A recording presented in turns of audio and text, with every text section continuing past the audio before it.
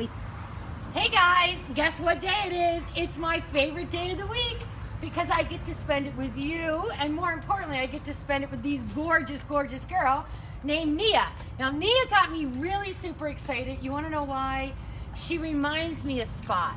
And Spot was the first boy that we ever got adopted who's like literally king of the neighborhood. But Nia loves every single person that comes into contact with her. She absolutely, she loves my chicken treats, right? Come here, Nia. Nia, come on, let's show everybody how gorgeous you are. She loves to run, she loves to play, she's good with other dogs, particularly ones maybe that are a little bit not as rambunctious as she is, although she's not really rambunctious.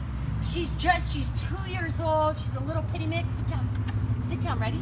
All right, sit down. Show everybody what you can do. Good. All right, ready, show them. Yes, I can eat treats, that's what I can do. Right, Nia? So guys, listen, she's super soft like silk. So do us a favor and please give us a share for our little Nia, and let's help find her a home.